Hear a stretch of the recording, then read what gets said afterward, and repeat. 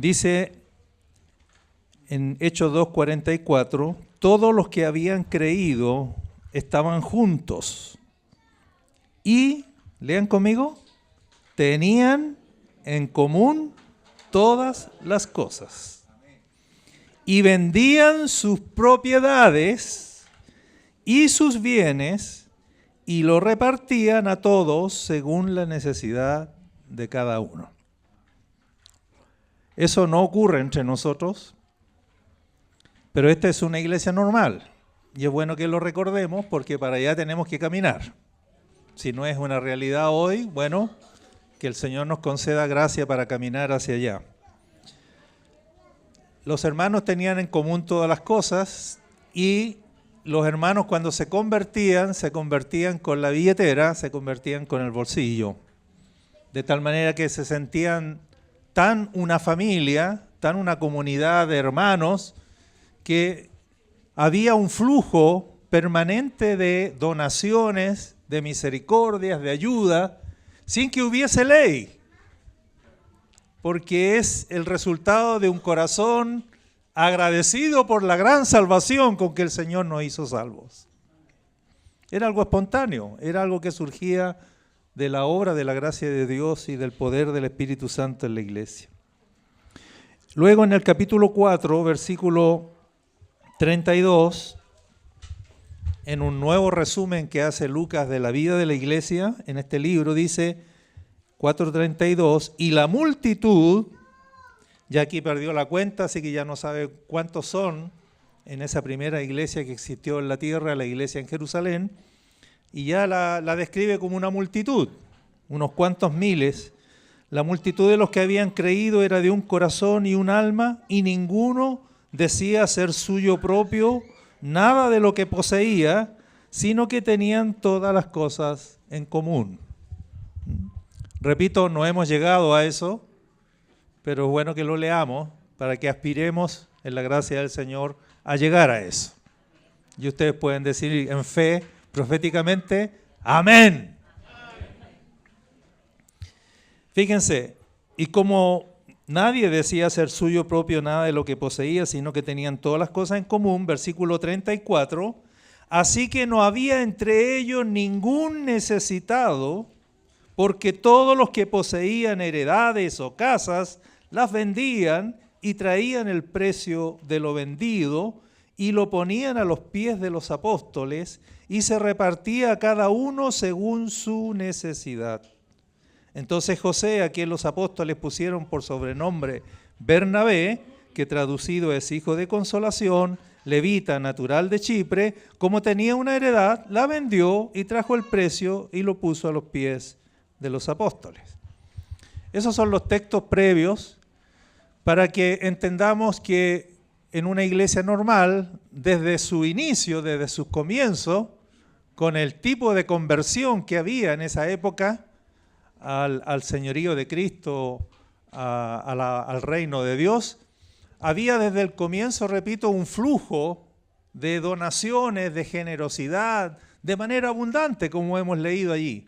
Tan abundante que habían bienes y ayudas y misericordia para que no hubiese ningún necesitado en la comunidad, en la iglesia, en la hermandad de la iglesia en Jerusalén. Extraordinario, ¿no es cierto? Maravilloso. Maravilloso. La iglesia desde el comienzo necesita caminar con dos piernas para poder caminar, ¿no? Una es la palabra y la otra es las obras. Ambas cosas deben ir juntas. El cuerpo de Cristo no solo tiene boca, ¿no? Y gloria al Señor porque tiene boca, porque tiene un mensaje que proclamar. El cuerpo de Cristo tiene boca porque tiene una palabra con la cual bendecir, edificar, evangelizar y llevar salvación. Pero el cuerpo de Cristo también tiene manos. El cuerpo de Cristo no consiste solo en hablar, sino también en hacer. Y ahí está la otra pierna, no solo la palabra, sino la acción, las obras. Y vemos que la iglesia comenzó desde el comienzo, repito, sin haber organización eclesiástica, sin haber ley. Era algo que producía el Espíritu Santo de Dios, era la gracia de Dios que se manifestaba, como dice en el 4:33, y con gran poder los apóstoles daban testimonio de la resurrección del Señor Jesús, y abundante gracia era sobre todos ellos. Abundante gracia. Extraordinario, maravilloso. Es como para decir aleluya, es como para aplaudir a la gracia del Señor que es capaz de producir este tipo de acciones. Entonces, hermanos, la iglesia no puede caminar solo con la palabra, no solo con una palabra revelada. Tiene que haber también, voy a decirlo así para que no pensemos que el diaconado es una institución menor. El diaconado consiste en poner la palabra en acción. La palabra tiene que ser enseñada, la palabra tiene que ser predicada, la palabra tiene que ser revelada, y para eso el Señor tiene sus dones y también hay una institución para eso. Sin embargo, también el Señor tiene considerado que esa palabra no puede quedarse solo en la proclamación, no puede quedarse solo en la enseñanza. Esa palabra tiene que ser llevada a la acción, tiene que ser plasmada en hechos concretos.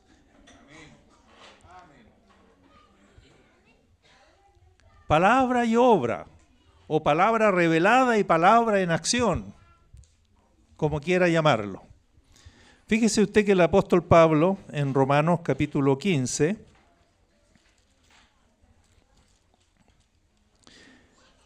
él cuando describe su ministerio, él dice que ha llevado adelante su ministerio con 3 acciones.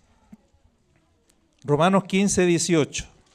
Dice Pablo, porque no os haría hablar sino de lo que Cristo ha hecho por medio de mí para la obediencia de los gentiles con la palabra.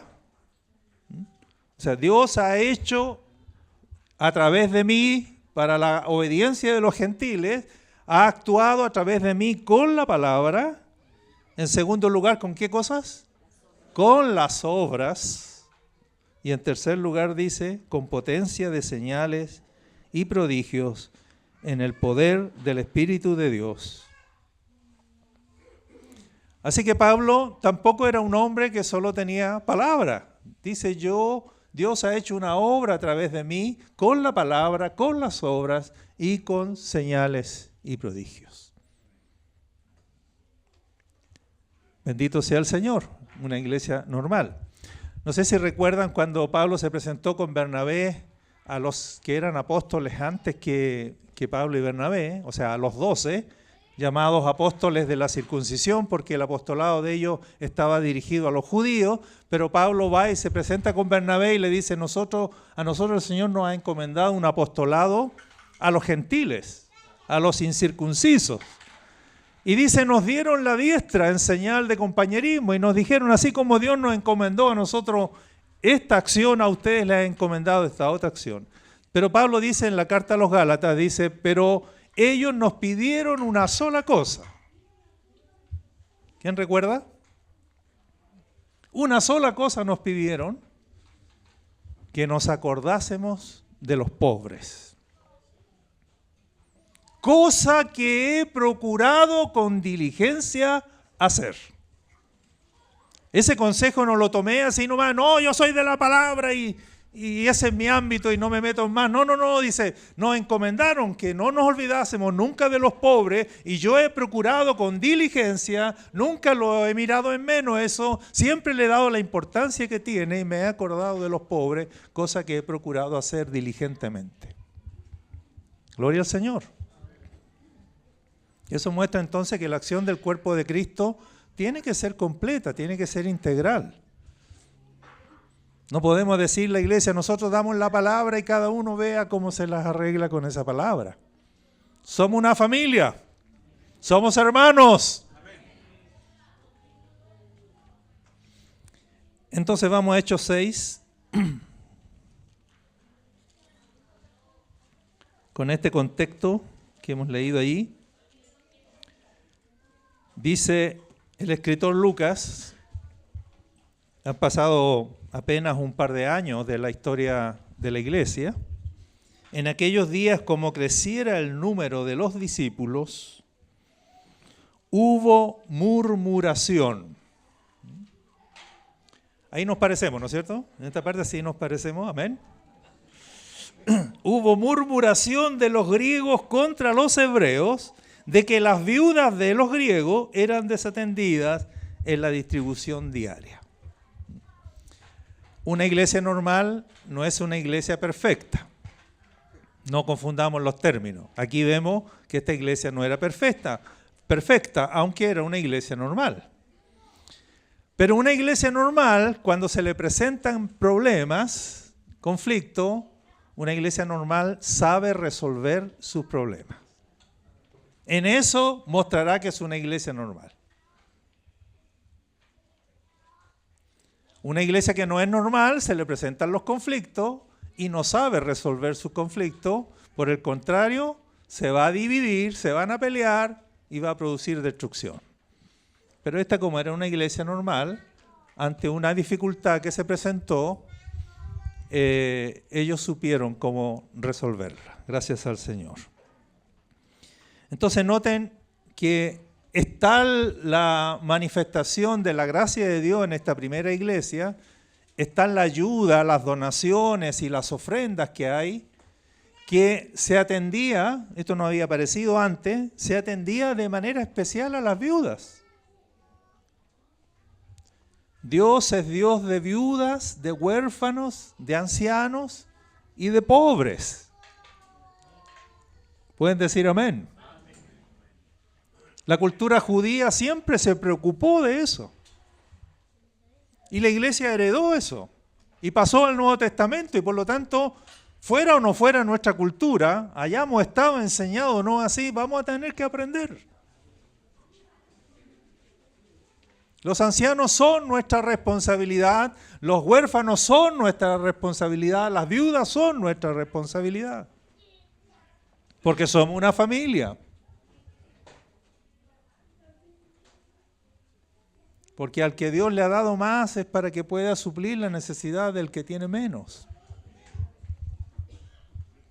Como ustedes ven, soy bastante comunista en este mensaje hoy día, en esta mañana. Pero es la palabra de Dios. Y digamos amén a la palabra de Dios. Entonces se ve que también atendían a las viudas. Dice en la distribución diaria. La palabra distribución es diaconía. Atendían a las viudas en su servicio diario. Le daban de comer a las viudas. Sustentaban a las viudas en una diaconía diaria. ¿Y cuál es el problema que ocurrió? Que es una tendencia natural. Los judíos que hablaban lengua aramea, o sea, los que eran de Jerusalén, privilegiaban a sus viudas, ¿no? Y las viudas de los judíos que hablaban lengua griega, los judíos helenos que habían venido en el día de Pentecostés y se habían convertido y se habían quedado a vivir en la iglesia, pero las viudas de ellos eran desatendidas en la distribución diaria. Había una discriminación de unas viudas con respecto a otras viudas. Y se produjo murmuración. Por eso no cualquiera puede ser diácono, porque aquí un diácono no puede actuar con favoritismos, no puede hacer acepción de personas, no puede decir estos van primero en la lista, no puede velar por sus intereses en primer lugar. Eso ocurrió acá. Entonces, ¿qué es lo interesante de este momento, Hechos capítulo 6, que surge la necesidad de un ente que administre toda esta distribución, toda esta generosidad de la iglesia? Ojalá tuviéramos ese problema, ¿no?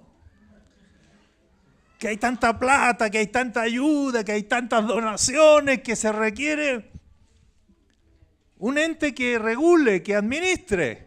Personas que sean ecónomos, mayordomos. Y que hagan una buena distribución.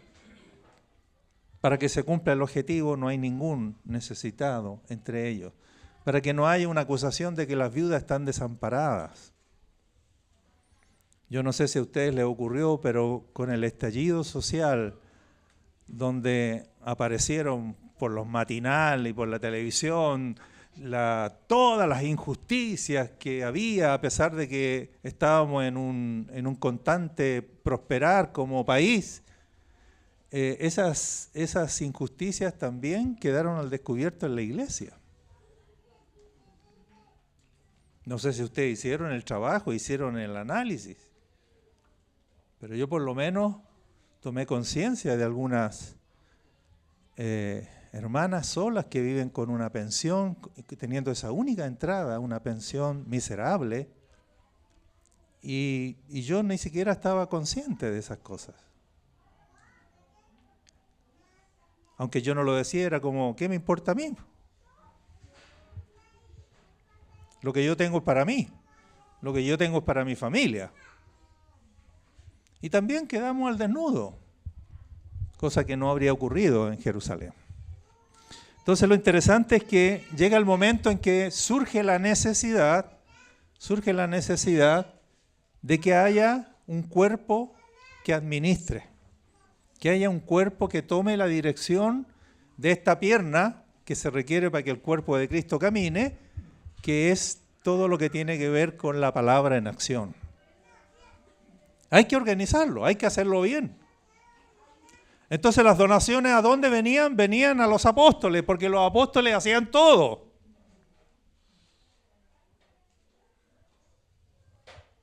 Así que al único ente regulador que había o administrador, bueno, ahí llegaba todo. Pero aquí vienen entonces los apóstoles, dice el versículo 2, entonces los 12 convocaron a la multitud de los discípulos y dijeron, no es justo que nosotros dejemos la palabra de Dios para servir a las mesas. El verbo servir ahí es el verbo diaconeo. Otra vez, por segunda vez aparece ese verbo. Arriba dice diaconía diaria, en el versículo 2, para diaconar a las mesas. Entonces dicen ellos, bueno, aquí necesitamos delegar, aquí necesitamos dejar que el Espíritu Santo levante otros ministerios, otros dones dentro del cuerpo. No está bien que hasta aquí nosotros hayamos hecho todo. No es justo que dejemos la palabra de Dios para servir a las mesas, porque el que mucho abarca, poco aprieta. Malaquías 14:22.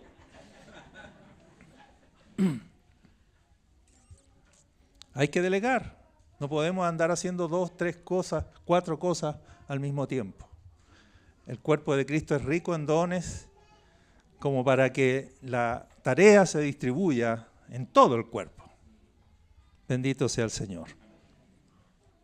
Buscad, entonces proponen los apóstoles, buscad pues hermanos de entre ustedes a 7 varones de buen testimonio, llenos del Espíritu Santo y de sabiduría, a quienes encarguemos de este trabajo. Aquí tenemos los requisitos. 3 requisitos. Buen testimonio. Si está endeudado hasta el cuello, es peligroso como diácono. Yo ni sé los nombres de los hermanos, por si acaso. No crean que estoy diciendo algo, así que sí. Si algo es la palabra, no soy yo. De buen testimonio. Llenos del Espíritu Santo. ¡Wow!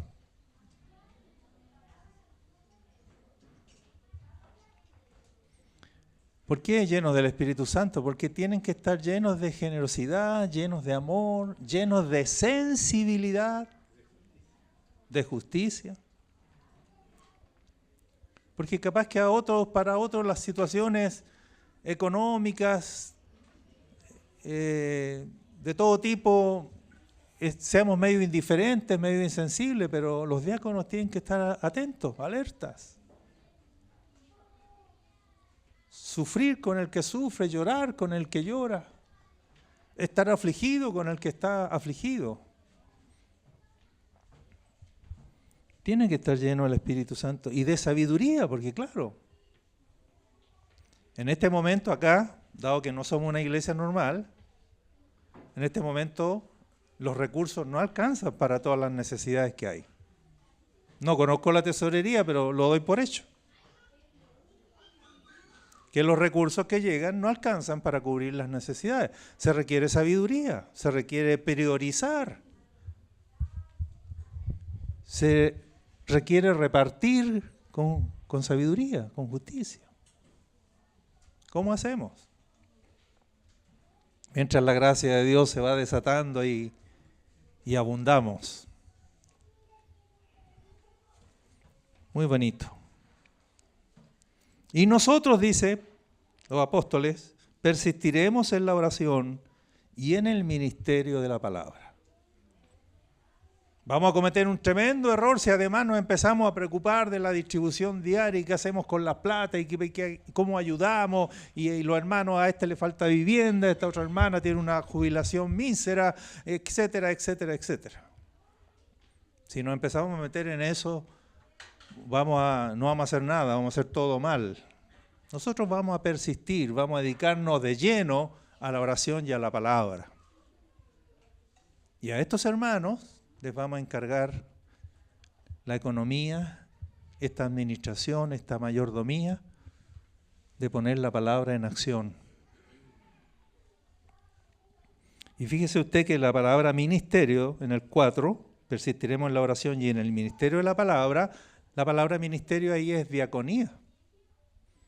O sea que claramente hay dos diaconías en el cuerpo de Cristo. La diaconía de la palabra, los que sirven con la palabra, y la diaconía de las mesas, los que ponen la palabra en acción.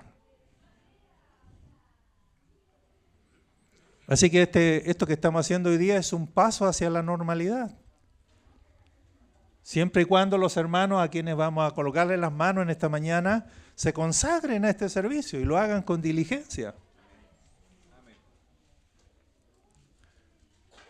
Ya vamos a mirar lo que dice Pablo respecto a los diáconos, porque él dejó, antes de morir, dejó un legado de cómo la iglesia debía funcionar después de su muerte hacia adelante.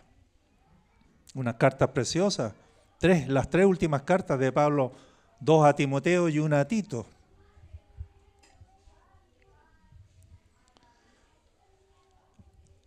Agradó la propuesta a toda la multitud y eligieron a Esteban y menciona a esos 7. Porque la sugerencia había sido elijan a 7, seguramente el número es proporcional a la tarea, a la necesidad. Podrían ser 3 en una congregación, una iglesia más chica, o podrían ser 40 en una iglesia de miles. Aquí eran 7. Y mencionan los nombres, versículo 6, a los cuales presentaron ante los apóstoles, quienes orando les impusieron las manos. Y mira el resultado. Y coloca Lucas hasta el resultado. Esto fue un avance, fue un camino de ordenamiento que trajo fruto y que trajo bendición. Y crecía la palabra del Señor y el número de los discípulos se multiplicaba grandemente en Jerusalén. Aleluya. La palabra como resultado de esto creció y el número de los discípulos se multiplicó. Porque el amor creció, porque el amor se manifestó, porque el amor entró en acción. Y eso no solo va a traer gozo y alegría al cuerpo de Cristo, sino que va a traer conversión de la gente que nos mire desde afuera y nos observe y diga, mira cómo se aman. Mira cómo se aman ellos. Quiero ser parte de esa comunidad. Y no solo crecía la palabra y el número de los discípulos se multiplicaba, sino también dice, muchos de los sacerdotes obedecían a la fe. Eso sí que era tremendo. Vamos a Timoteo, hermanos. 1 Timoteo.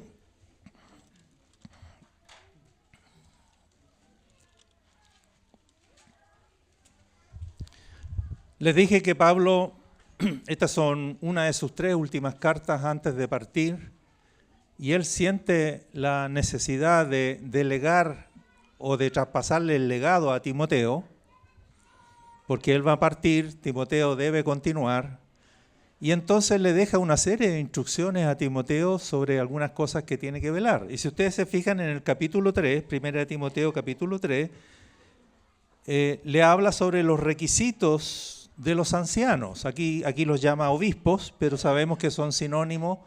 Presbítero, obispo y anciano son sinónimos. Y le muestra los requisitos. Hoy día no estamos hablando de ancianos, así que los vamos a saltar. Los primeros 7 versículos son requisitos de los obispos. O sea, le está diciendo Pablo a Timoteo, yo voy a partir, tú debes continuar, pero ten cuidado cuando nombren ancianos en una iglesia local, que sean personas que cumplan ciertas características que estén aquí. Saltemos al 8 porque dice, coloca entonces los requisitos de los diáconos. O sea que la cosa ya tomó cuerpo, ya se institucionalizó, ¿no? Ya pasó a ser parte del funcionamiento del cuerpo de Cristo. Entonces tienen que haber obispos en una iglesia local, ancianos o presbíteros, pero también tienen que haber diáconos. Y estos diáconos entonces deben cumplir ciertos requisitos también, y conviene que los recordemos en esta mañana. Los diáconos asimismo deben ser honestos, sin doblez, no dados a mucho vino. ¿Pueden decir amén? Hay que decir amén con alegría porque dicen, no mucho vino. O sea que se puede. Se puede un poquito. Hoy día tenemos asado, ¿no? ¿No? ¿No es con asado? No, porque ahí venía bien el cortito.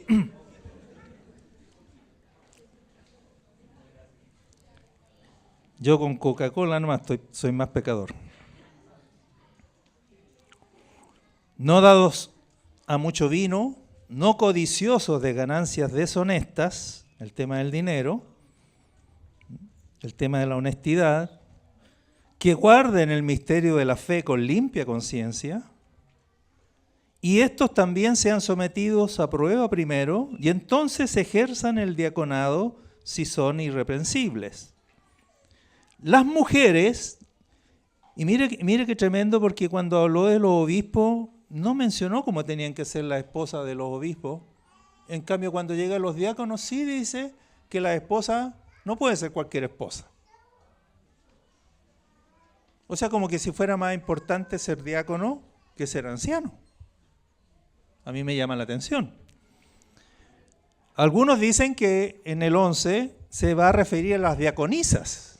Y yo lo quiero dejar planteado también, porque sospecho que los diáconos de hoy día son puros varones. Pero quisiera abrir la puerta, dejarla abierta, que también deben haber diaconisas. Ejemplo, la hermana Febe, Romanos 16:1, le lleva la carta a los romanos, la carta que escribió Pablo, y entonces dice en los saludos, Romanos 16:1, dice, les encomiendo, o sea, le encargo a la hermana Febe, que es diaconisa de la iglesia en Cencrea, recíbanla con honor, porque es una diaconisa. Hónrenla, acójanla, atiéndanla como corresponde a una diaconisa. Así que hay testimonio por lo menos de una hermana que es diaconisa. No queda claro si aquí en el versículo 11 se está refiriendo a las diaconisas o a las esposas de los diáconos. Dice, las mujeres asimismo sean honestas, no calumniadoras, sino sobrias, fieles en todos. Y sigue, los diáconos sean maridos de una sola mujer y que gobiernen bien sus hijos y sus casas.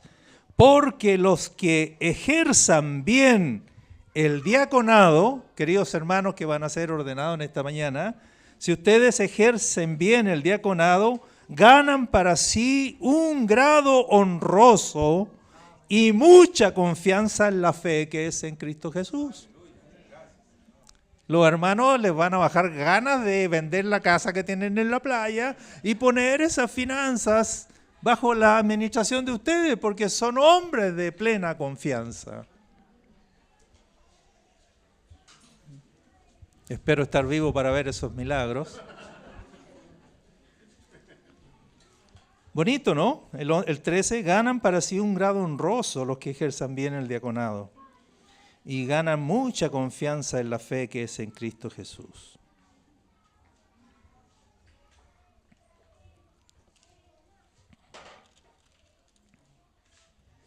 Quiero terminar con el capítulo 5 de 1 de Timoteo. Cómo Pablo, cuando va a está traspasando este legado a su hijo Timoteo, para que él continúe con la obra del Señor adelante, afina el tema de las viudas. Creo que esto es importante, con esto finalizo, ¿no? Afine el tema de las viudas, porque también existe la posibilidad por nuestra naturaleza humana caída que hayan personas que se quieran aprovechar, ¿no? Por eso los diáconos tienen que ser personas sabias, llenas del Espíritu Santo, de buen testimonio, porque no faltan los que quieren actuar no con limpia conciencia.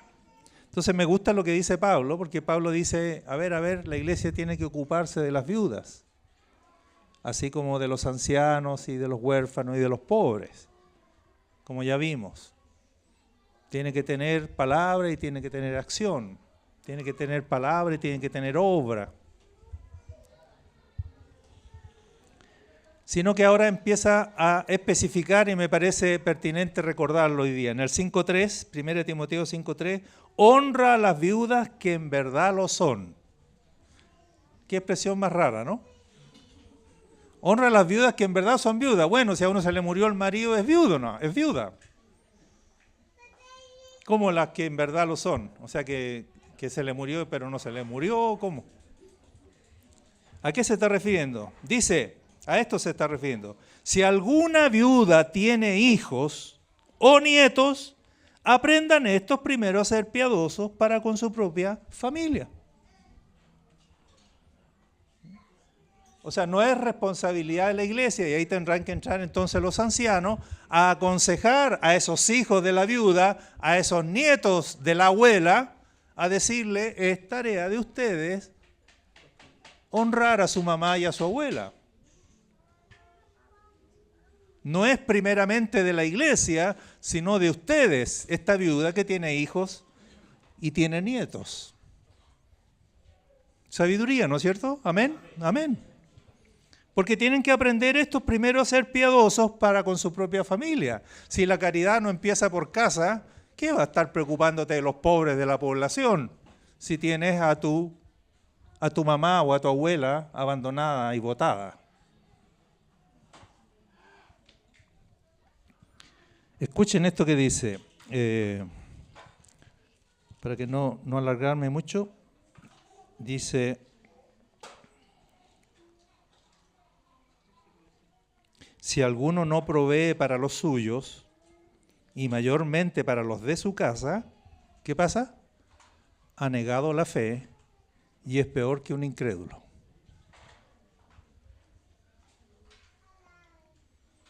Por lo tanto, la iglesia tiene una tarea con los hijos de una viuda o con los nietos de una viuda de enseñarle a esos hijos y a esos nietos que es su primera responsabilidad ser piadosos con su propia casa, con su propia familia.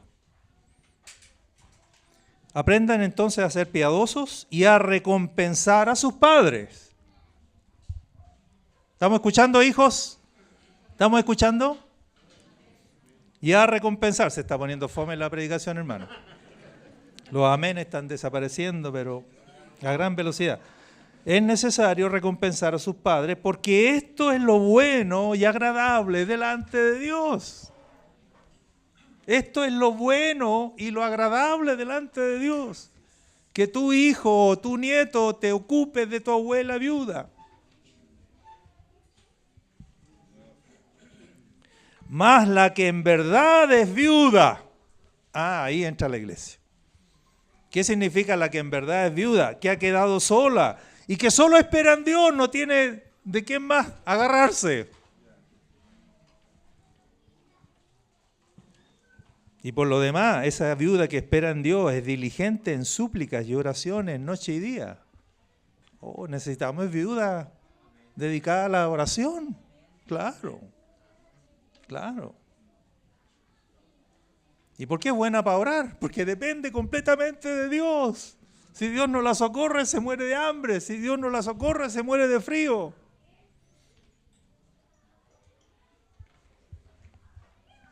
Bueno, esa que en verdad es viuda, a esa entonces la iglesia tiene que socorrerla. Y ahí tienen que estar los diáconos con esa sensibilidad, con ese amor, con esa solidaridad, con esa preocupación. Necesitamos avanzar en esto y crecer en esto, hermanos. Amén. Así que gracias al Señor por este paso que va a dar la iglesia acá. Espero que esta palabra les amplíe un poquito. Y no me he referido todavía, hermano, pero no lo voy a tocar, a que esta misericordia tiene que ir más allá de nuestro entorno. La primera iglesia tenía favor con todo el pueblo.